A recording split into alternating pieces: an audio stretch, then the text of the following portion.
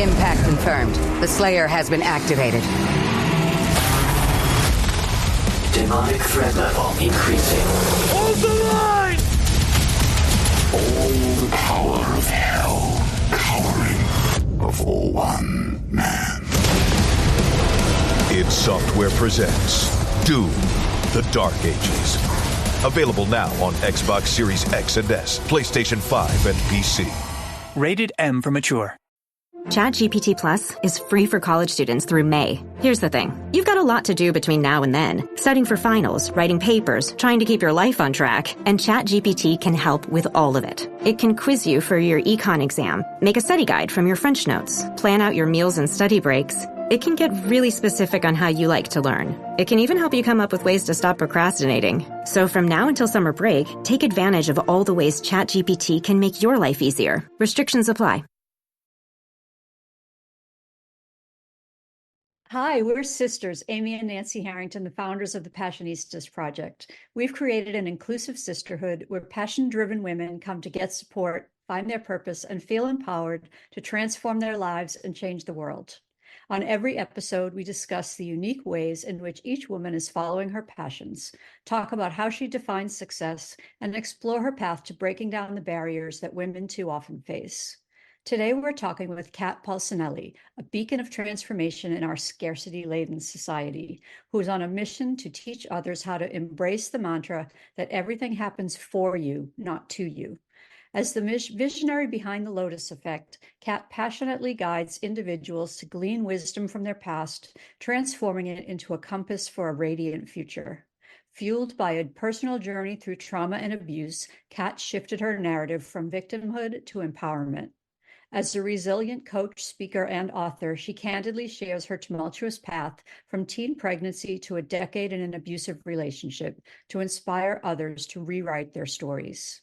If you're joining us live here today, feel free to drop a comment or question in the chat for Kat, and we'll do our best to get them answered. Now, please welcome Kat Polsinelli. We're so happy to have you here. Yay, thank you so much. I'm so excited to be here. I just love you guys. I love your energy. So I've been waiting for this. Excellent. We feel the same about right you. back at you. Kat, what are you most passionate about? Oh, well,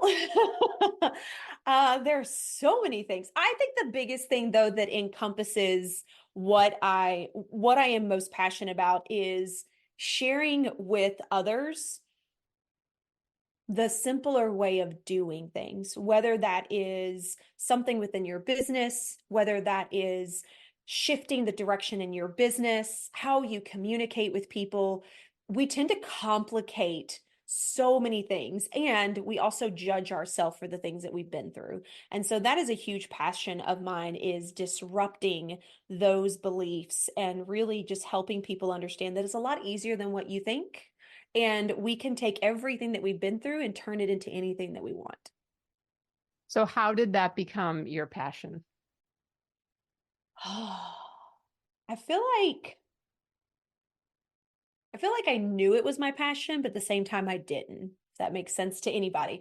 I will say that over the years, even when I was in corporate, I was in the medical field and all of that, I've always had a passion for helping others. Always. I've always wanted to help other people feel better, be their cheerleader, be their person in their corner. Like that's always been who I am at my core when it comes to being around other people. And when I got out of my abusive relationship and then things kind of started tumbling in the right direction, not what I thought in the beginning, but it really allowed me to just kind of see, like, every time that I did something, whether it was in a different business or in my entrepreneurial journey, I kept coming back to, I love helping other people feel good about themselves. I love teaching them how we can take things down and take out the overwhelm. Like it just became so natural and apparent to me. It was like, well, then why don't we just do more of this? Because then I could work for 18 hours a day if I wanted to, and I would never run out of energy.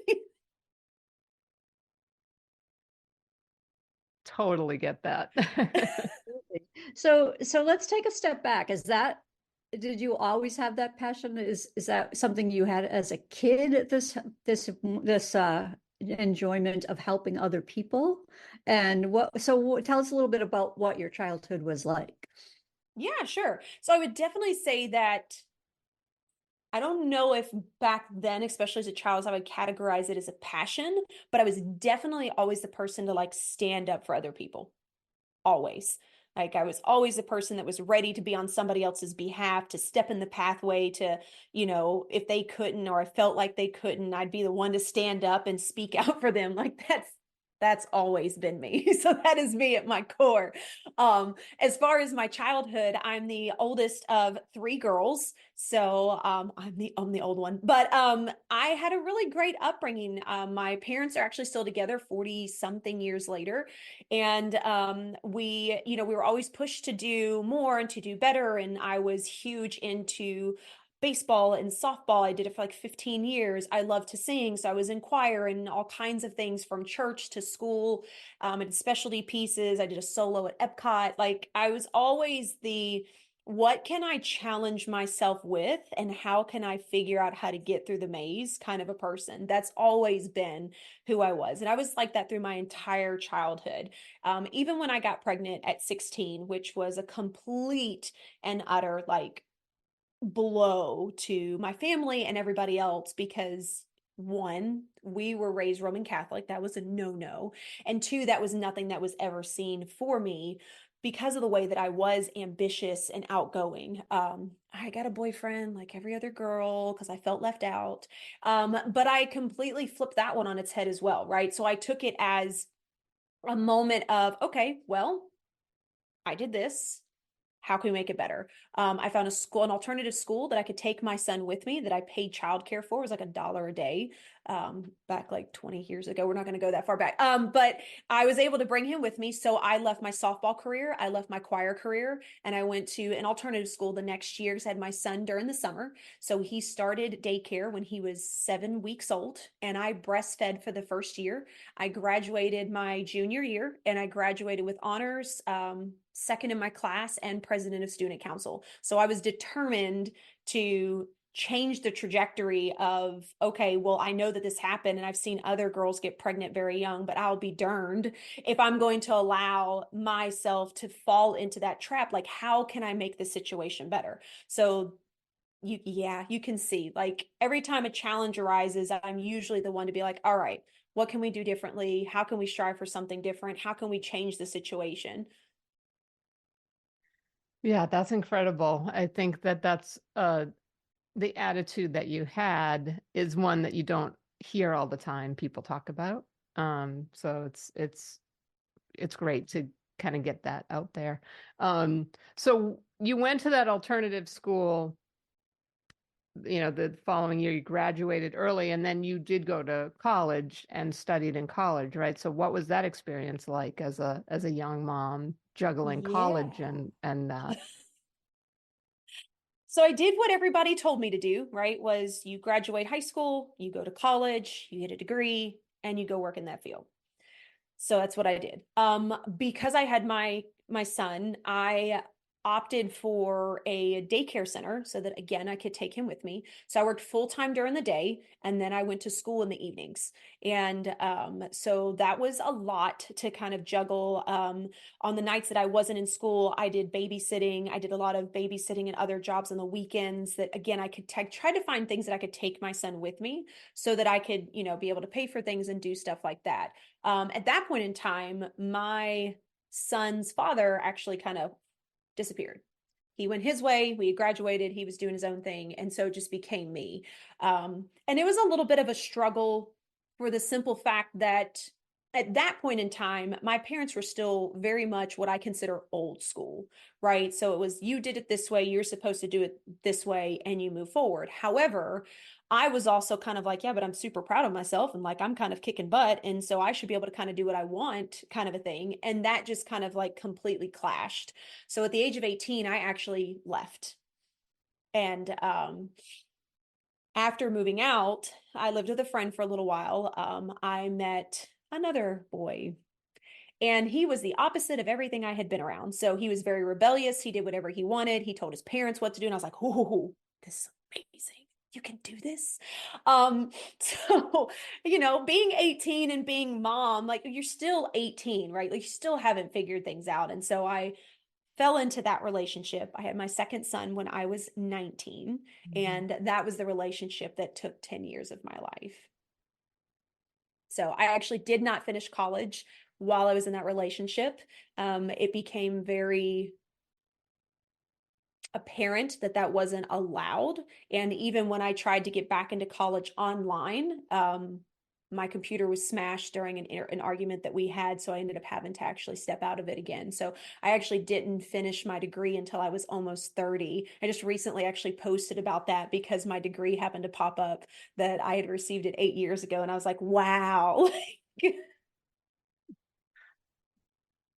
That's so great. So what was the catalyst that finally got you out of that relationship? There are a couple of key indicators. I will say this, that a lot of people be like, well, if you were ambitious and outgoing and didn't let people tell you what to do, then why did you even get into it? There's so many psychology pieces behind that, from people pleasing to not wanting to let someone else down because I'd already let my family down, to making sure that things worked out because I had actually not been around a lot of people that were divorced. My parents were together. A lot of my family, my kids' friends, my friends, they were still together. So I didn't really see a lot of that. I just figured people worked it out, right? So there's a lot of pieces that kind of kept me in that space. And probably because I'm hard-headed and I thought I could just make it work. But what I want to make very apparent as I answer this question is when I say the word abuse, I don't mean physical. There was some physicalities. That's just a thing. However, there weren't a lot of bruises that were ever left on me that were visible. He was very smart. His father is a police officer, so he knew what to do and not to do. But mine was a lot more psychological. But as far as the catalyst, though, I remember very vividly, and I could not tell you what the argument was, but I remember standing in the living room and my ex was kind of standing in this little hallway that we had. And I remember we were just arguing back and forth on something. And my boys came out of their room and they were probably, I don't know, like 8 and 5 at the time. And they came out of their room in the middle of the argument. And I was like, look, just go back to your room. Like, don't worry about it. We're fine. And I remember my boys standing beside him and saying, yeah, mom, like, why are you starting this? This is your fault. You're the one that did this. And that, over everything that my ex had ever said to me, is what smacked me so hard in the face that I realized, oh my God, I can't let my kids grow up to be like this. I'm not the bad guy.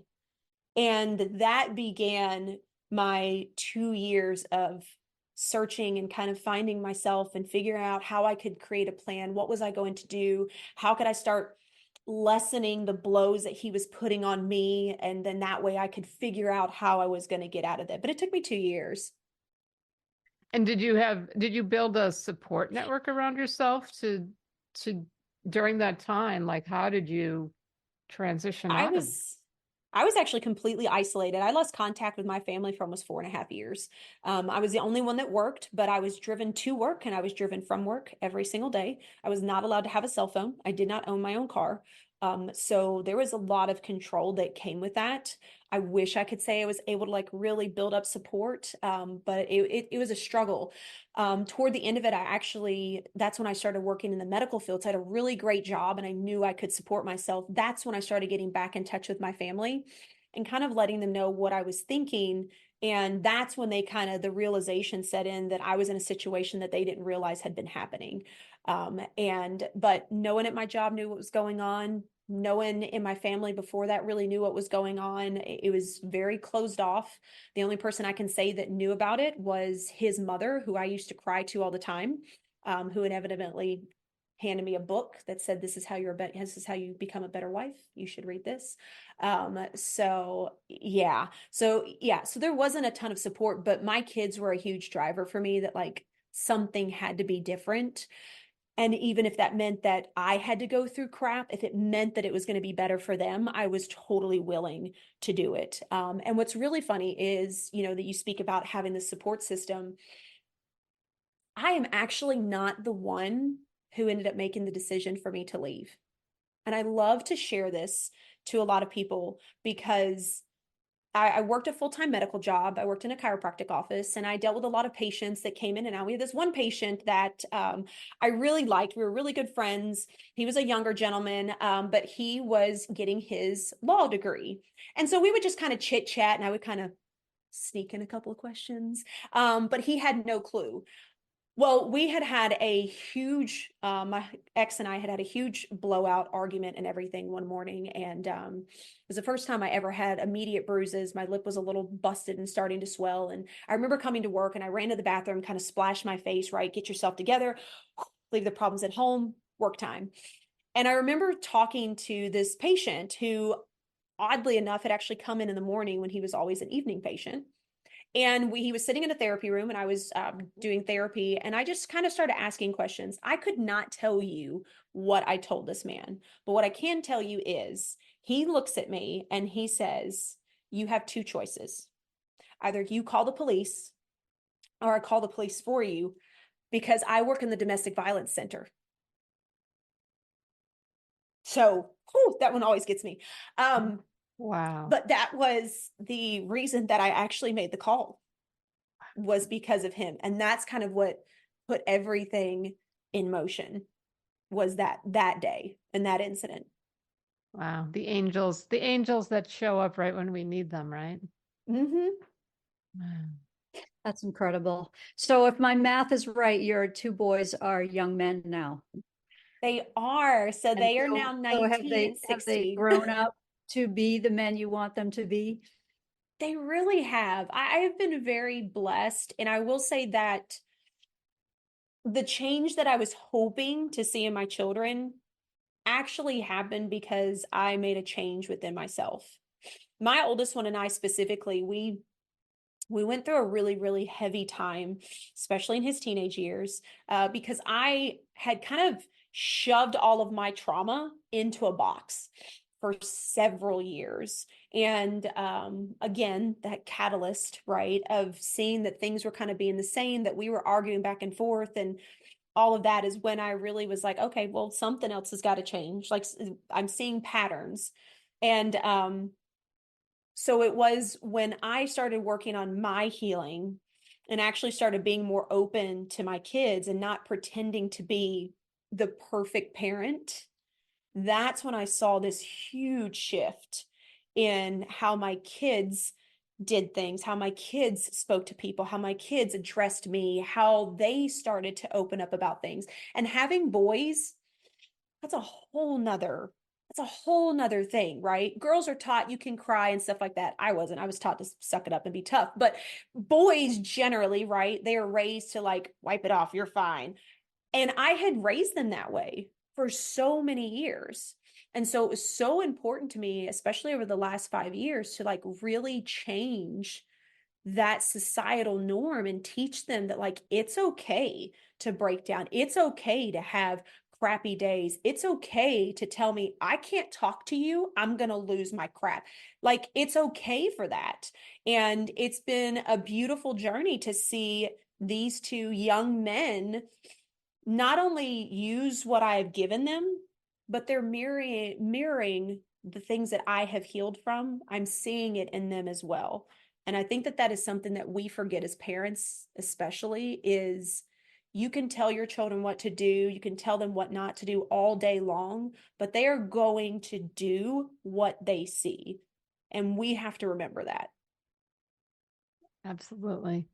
Well, that's a real testament to you too, and the work you've done on yourself, that they have that to model themselves after.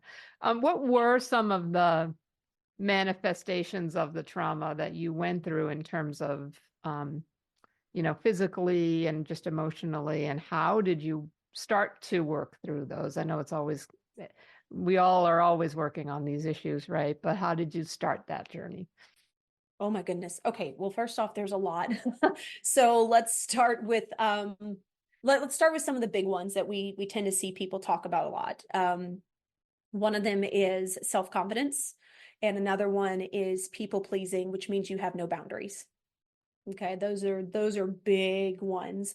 Self-confidence, especially for someone that is in a situation where someone is constantly telling you you're wrong, constantly telling you a liar, and constantly shifting your perspective to make you think that you are the reason for everything, is extremely hard to deal with. I will be completely honest and say I didn't focus on that for probably the first 4 years. It wasn't until I actually started having heart issues to the point where I actually had to go see a heart specialist that I realized something else was going on. That's when I was then diagnosed with PTSD and anxiety. And I was told that basically I've been brainwashed. I was like, great, I've been labeled. This is awesome. So for some people, therapy works. For me, it kind of ticked me off, but it also was the catalyst for me to be like, well, I don't want to do this. I don't want to be like this. So what can we do to make a change? And so it really started with me and understanding where I wanted to go in that journey, right? And one of them was realizing that I didn't have to say yes to every single thing, right? And so I started very small, very simple, and something that I teach to my clients as well. I didn't just walk in one day and be like, nope, not going to do that. But I found these little avenues that would allow me to not give a no, but not say yes, but that just kind of didn't overdo my system, right? So for example, if my doctor that I worked for was like, hey, we've got to get this done. Can you get it done before the end of the day? I got 2 hours. I would love to. I've actually already got this on my plate that you already promised that needed to be done, but I can get it done first thing in the morning. Is that okay? Right. So simple things like that. If people asked me out, I was like, I absolutely love that. Thank you so much for inviting me. I just don't have the space. I've actually got something else on my calendar. Nobody needs to know what's on your calendar. I don't care if your calendar is you need to take a bubble bath for yourself. Nobody needs to know. I got something on my calendar. But it was interesting how a subtle shift in that built the confidence up to start saying, yeah, you know what? I'm not interested. Like it really did. And I tell everybody, it's like, you have to start very small to build up to where you want to be, right? Same thing with boundaries. It's not like you walk in one day and you go, oh, that's it. I'm not doing this anymore. You can't do this and you can't do that. Like it doesn't work that way. I'm sure that there are some people that do that. But for most of us, especially those that have traumas and triggers behind us, that doesn't work. It doesn't. It shuts your system down. You go into complete freeze mode, and then you can't even say anything. And people are like, "Are you okay?" And you're like, So again, starting small, right? I used to work so much overtime at my job that I did not get paid for. So I just started kind of backing up a little bit, right?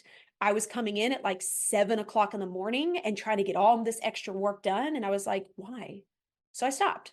I went instead to get coffee in the morning. I would sit in my car and listen to music for 20 minutes, and then I'd go in, right? Just little subtle things, but it builds up so much confidence in yourself that it makes it so much easier to step in and say, okay, this is a boundary of mine, and this is what I'm willing to do, and this is what I'm willing not to do. And what's interesting is doing that actually cost me my job. I lost my job. I was fired for standing up against something I did not agree with. That was a last minute change. And that's what flipped me into real estate, which was my first entrepreneurial journey. And while it scared the living crap out of me, it was also the best thing that ever happened, because I realized I could start helping people the way I wanted to, and I could start living by my rules, and I didn't have to worry about somebody else telling me what to do, and I wasn't building their business.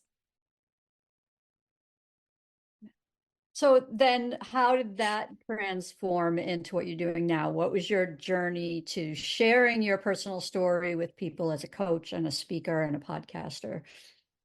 Yeah. So I thought real estate was going to be like the thing, right? I was like, oh, I can help all these people. What's actually funny is when I got into that space, like I loved helping people find their homes, but I kept finding myself helping other people that were getting into the real estate world. I was like, hey, I figured this out and it didn't take me as long. You should try this. Like it'd be super helpful. From there, I was actually offered a position to work with one of the largest brokerages in the world on their corporate side. So I was a real estate agent, and then I actually moved into the brokerage side, and I did all of their onboarding and their tech training. We had 250 agents at the time in that office. And I fell in love with it. And what I realized was okay, if I look at this list and I go, okay, what do I enjoy doing and what do I not enjoy doing? How can I keep moving more toward what I am enjoying? And it just kind of became a natural progression. And what's really funny is I actually kind of started a side business, more consulting for real estate agents. And my husband was like, why don't you just start your own business? And I was like, whoa, wait a minute. What does that mean? We don't do that. I'm a real estate agent, and I have somebody that watches me, and he's like, no, you're an independent contractor like you do. I was like, no, no, no, no. But so I took the leap. I started out in there and I thought, okay, well, if I want to do this, I want to expand. And if I want to expand, I want to help people all over the United States and possibly all over the world. And so I just started kind of dipping my toes into different things. I started getting into some networking groups just to kind of meet people. And as I did, I started realizing like, oh my gosh, all of these skills that I learned in the medical field, all the customer service, all of the training, all these things I've been doing for like 15 plus years, I could help so many people. And like that in itself just lit me up. So I started expanding outside of real estate agents, and I started dipping my toes into helping other entrepreneurs. And then someone brought up about a podcast, and they're like, hey, you know what? A podcast is actually a really great way for you to get your voice out there, and it's an easy way for you to get clients. And I was like, ooh, I'm done with easy. Totally down. FYI, everybody, anybody that tells you anything is just completely easy and it's going to get you tons of clients is a freaking lie. Okay. It's hard work. I'm just saying. But what it did was it gave me a platform to really push myself out there and just see what happened. And I knew immediately when I started the podcast that I wanted to focus on support. Too many people out there, whether they're in their own journey, whether they're in corporate, entrepreneur, mom space, whatever, is hiding away and fighting this own internal silent battle and beating themselves up over it because they think no one has ever been through it. And I knew that I wanted to do that with the podcast, was really bring those deep conversations to light so that whomever was listening could be like, oh my gosh, I've been through the same thing.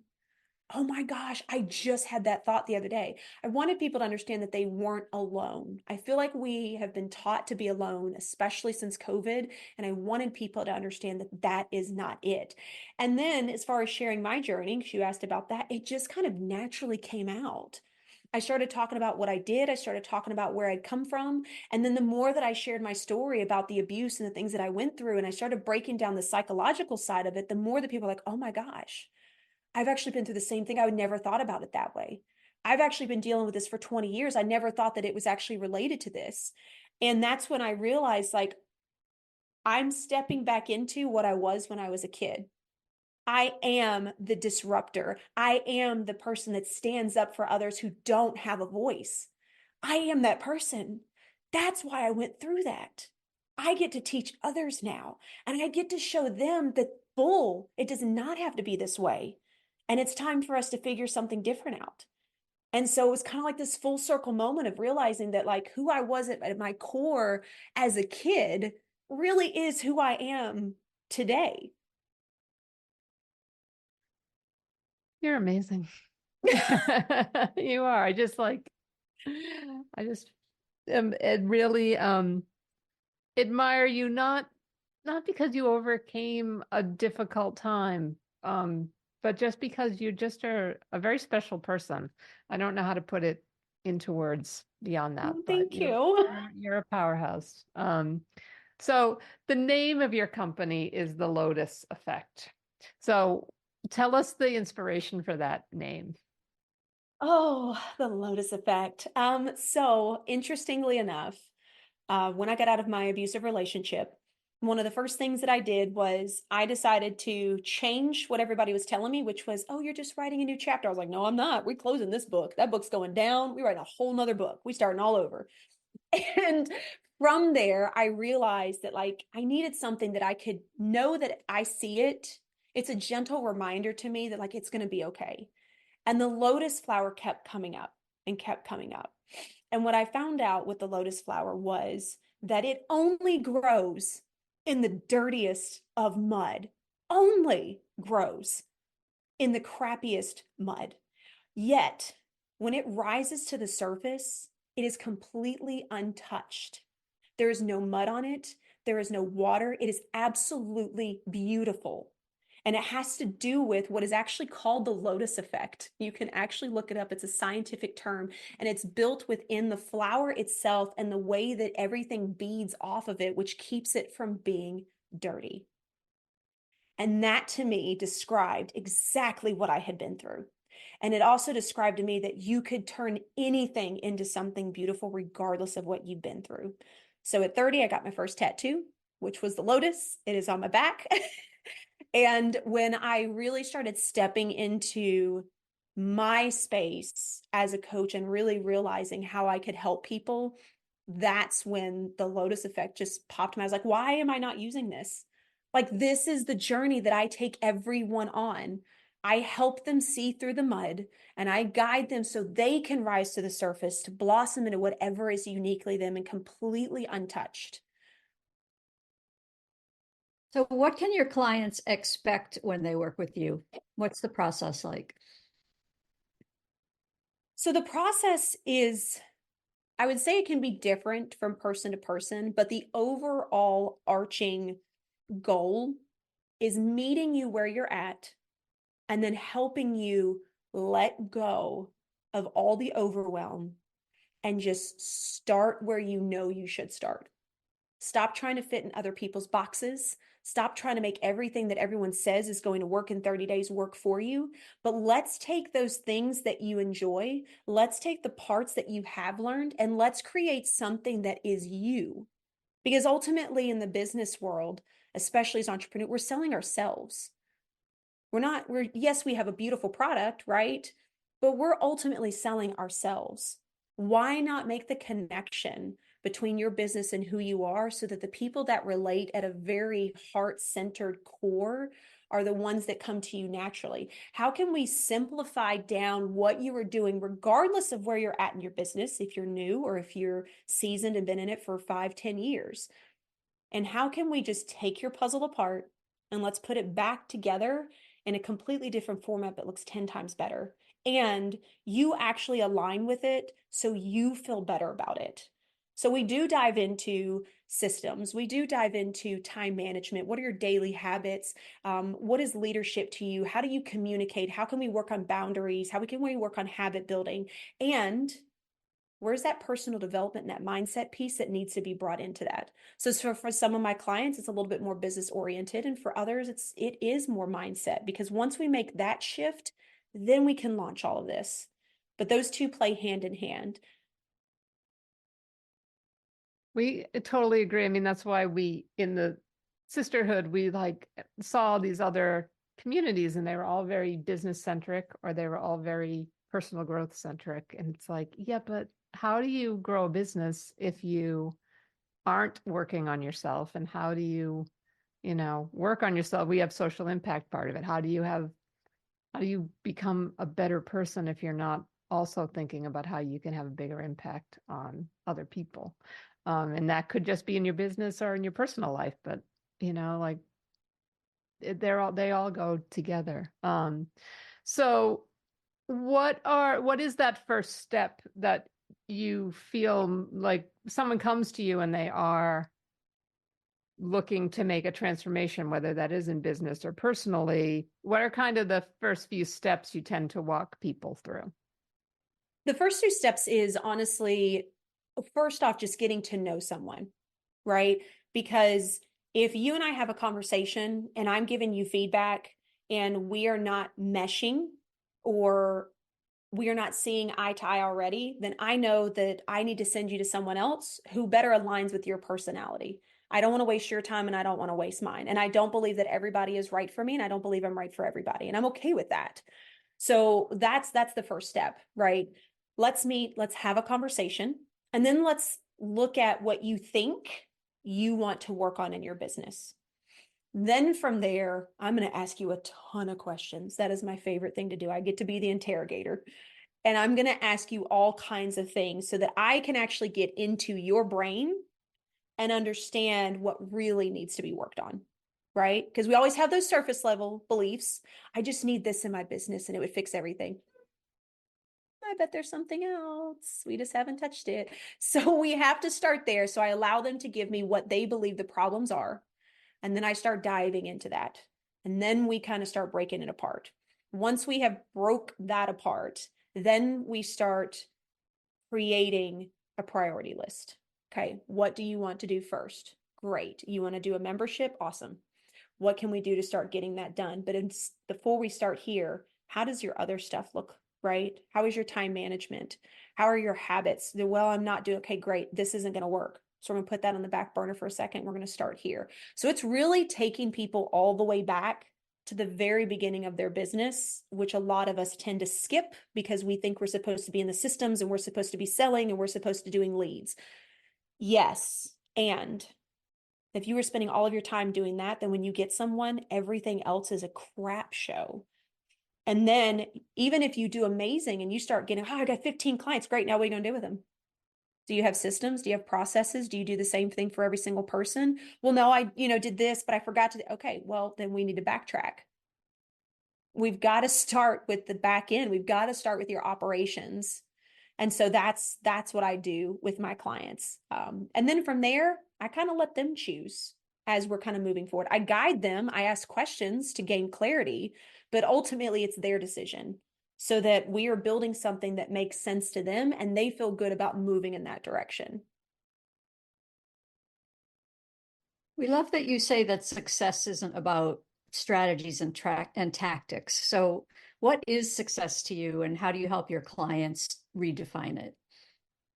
I think that success, in my opinion, is whatever makes you feel fulfilled and leads you to a path of freedom. And freedom can mean 10,000 different things for other people, right? Freedom for some can be completely money driven, but for other people, it could just be, I just enjoy doing this and I want to help other people. Great. You have to define your understanding of success and what that means for you. And then you build your business on that. And yes, strategies and tactics come from that down the road.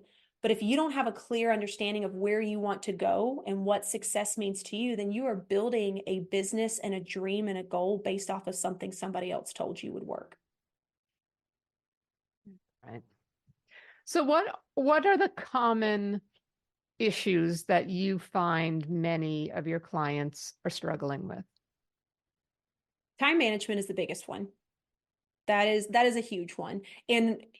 And working in the right things in and on your business. Those are the two biggest things. And I think that those go hand in hand. And that honestly ends up coming back to how do you work and what are your daily habits that you already do?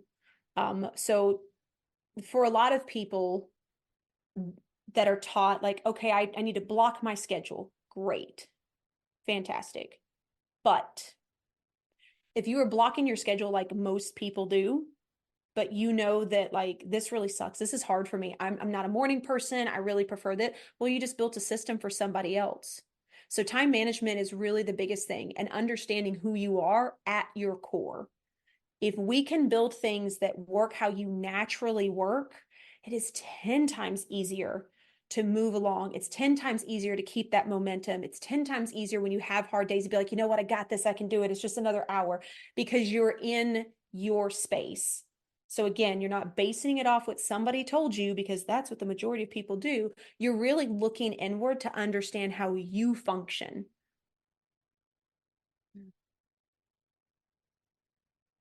That's amazing. So do you have like one or two success stories with your clients that kind of stand out?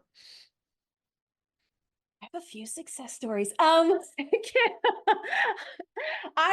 say, okay, we'll start with, I'll give you one.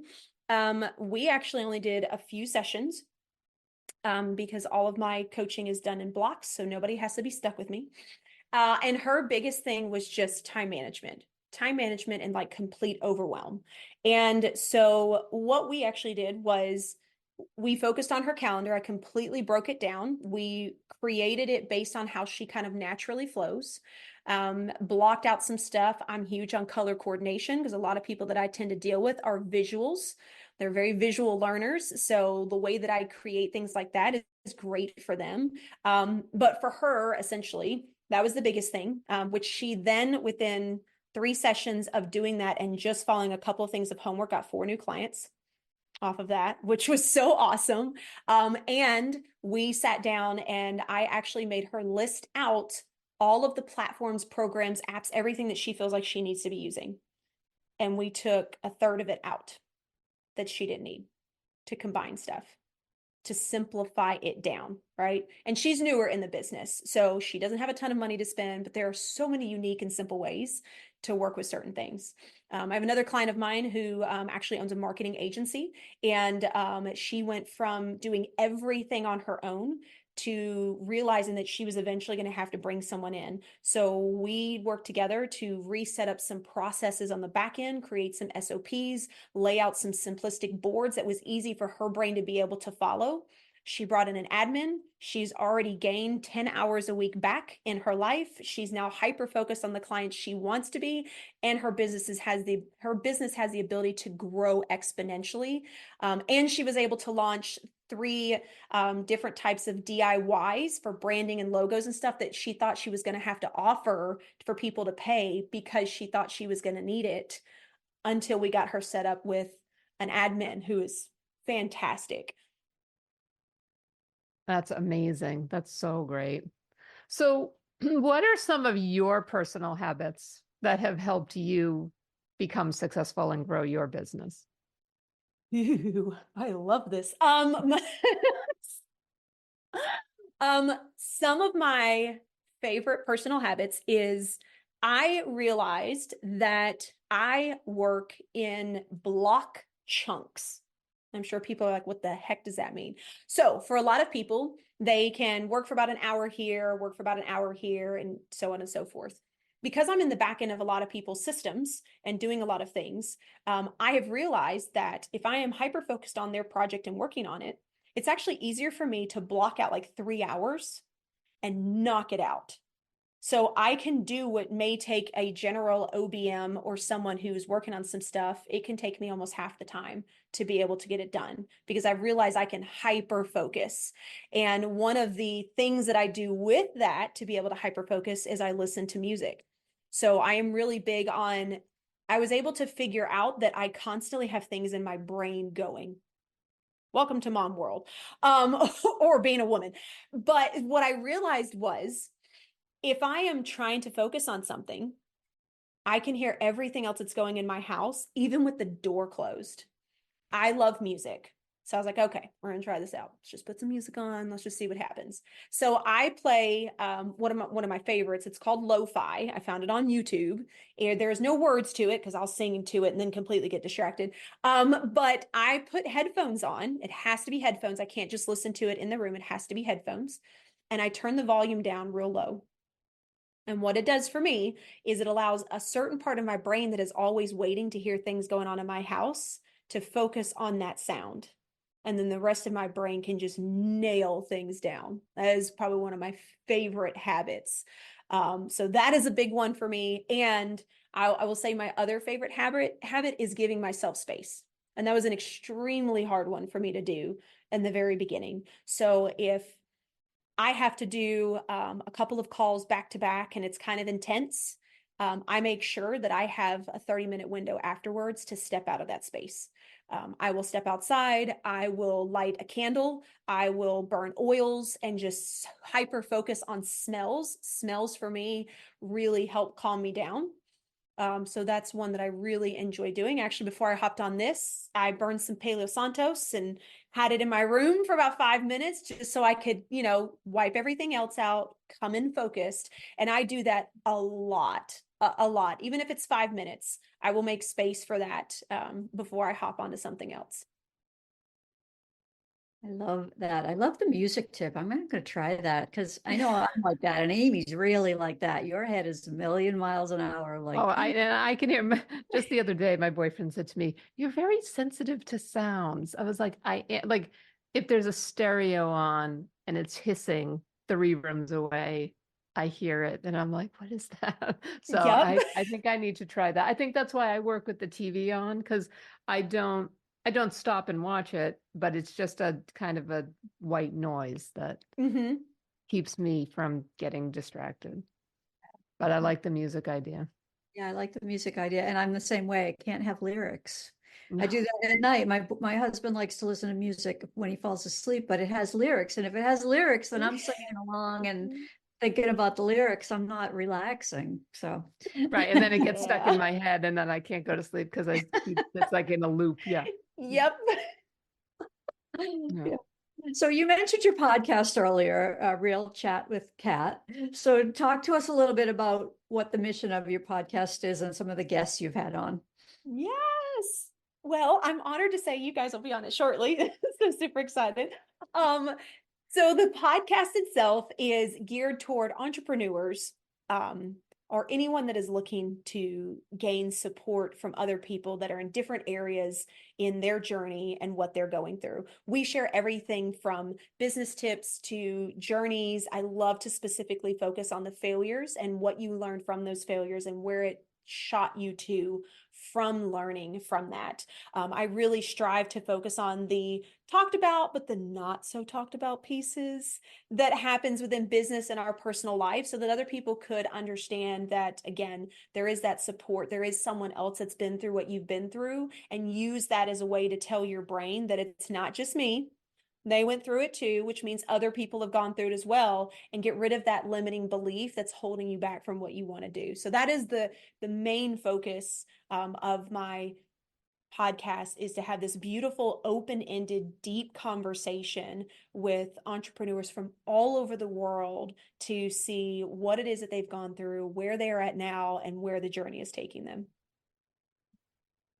That's a beautiful mission.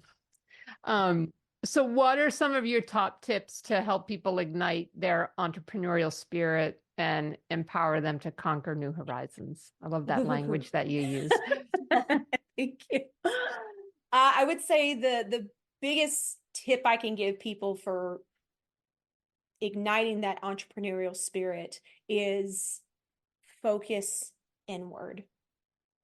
Be quiet, stop listening to the outside noise, and focus inward. We have so many things that tell us things from other people. If you've been through traumas, you have other people that have told you things from your childhood. You've had things that have been told to you that you just took in as a belief because it was on repeat for you, right? Look at those beliefs and decide whether or not that they align with you or if they are holding you back. And from there, you can then discover what is truly yours, what is not, and that is what builds self-courage and self-confidence to propel you anywhere you want to go in your future. That's beautiful. So what's the question that we're not asking you that we should be asking you? Oh, that's the question you're not. Something That's about a tough transforming one. your life. What are we not asking? We don't know all the questions. I would say the one question I would say that you could ask is, through all the things that you've been through, how on earth did you maintain a positive outlook? That is an excellent question. And what is your answer? And to answer that question, it is, I wasn't always positive. But what I learned was I didn't have to hate myself for feeling negative. And I could understand that this is just a piece of it. It's just a couple days, it's a couple weeks. But where can I find the positive in the things that are around me so that I can help lift my spirit even by 2% so that I have the ability to face the next day? And over time, did the positive thoughts overtake the negative thoughts in terms of the frequency? Oh, yes, tremendously. I'm the one that my husband laughs at me now, that like we go on walks and I'm like, look at this cute little flower. And he's like, what? I'm like, but it's so pretty. Like, whereas before, if you think about it, if you're walking on a path, you're like, oh, wow, okay, the sky's cool. But you miss a lot of things. I have the ability now to really appreciate the small things. I look for them. And because I do, I look for them in my day to day as well. So even when I do have really crappy days, like a week and a half ago, I literally had a meltdown. I was like, that's it. I'm done. I can't, like, I'm so overwhelmed. There's so many things going on. My husband had to leave town for work last minute. My kids were all over the place. I literally had like a meltdown moment. I was like, okay, we're done. I went to the bathroom. I turned the shower on. I sat in the bottom of it. I cried for 20 minutes and I was like, oh my God, I feel so much better. That was worth it. Okay, we're good now. We can move on. Like it just, the negative thoughts, they still come in, right? They still happen, but they don't stay. And the more that you can talk about them with people, the less power they have to hold you back.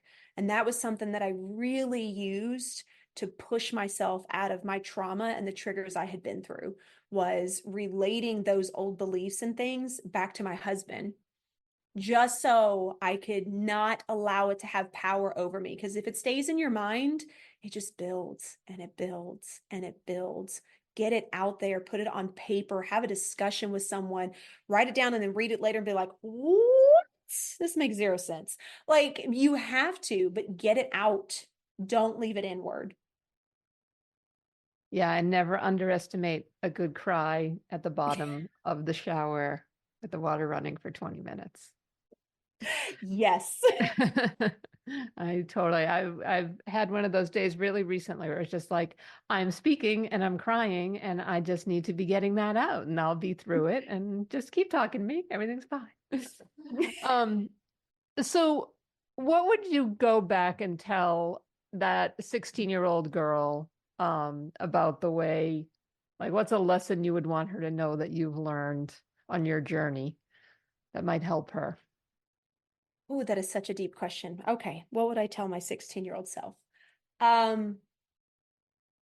If I could go back to my 16-year-old self and I could give her any type of advice or the knowing that I have now, it would be that this is not the end. You are not broken. You have not screwed up. You just made a choice. And all choices have consequences, but it doesn't mean it's forever. And you are going to be blown away when you see where you have gotten yourself to. That's beautiful. Do you have a mantra that you live by? I think the biggest mantra that I go by is that life is happening for me and not to me. Right. So even when I have really hard times, for example, my ex, my abuser is still in the picture, kinda. He's starting to phase out. But seeing the way that he deals with my youngest one and things like that, those are regular things that I have to deal with, that I have to walk through. But I do understand now that, like, okay, there is a lesson in this. What can we learn from it? And right now that lesson is teaching my youngest one how to regulate his emotions, how to handle his anxiety when these things come about, and how to have boundaries to say no, even when it is apparent. What's the most rewarding part of your career?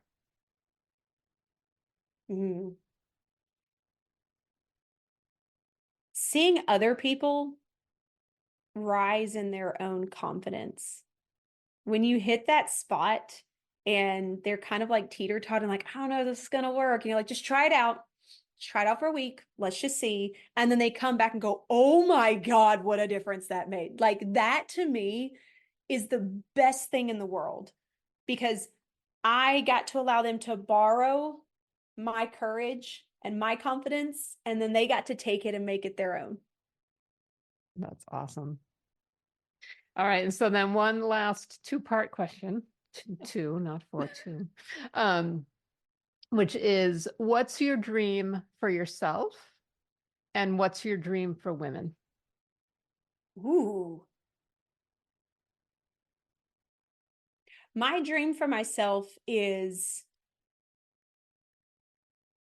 to empower and impact more people than I ever thought possible, and disrupt this system that we currently have, that we are not supposed to share things that we've been through, that we are supposed to be rooted in judgment and shame. my dream for women, that we learn to stand in that power and have the ability to hold space for others that are working toward that journey, whether it is men or other women. That's beautiful too. Beautiful, beautiful, beautiful. That's the theme for today. Well, we cannot thank you enough for being here with us today. We only recently met you, and you have been a complete joy in our lives, and we look forward to many, many decades of friendship with you and finding ways to collaborate and support you. One last really important question, which is, how can people find you and work with you and listen to your podcast? Yes. Okay. So you can find me on LinkedIn, Facebook, and Instagram. All of them are at the Lotus Effect Coach. That's the easiest way. You can check out my website, which is the-lotus-effect.com.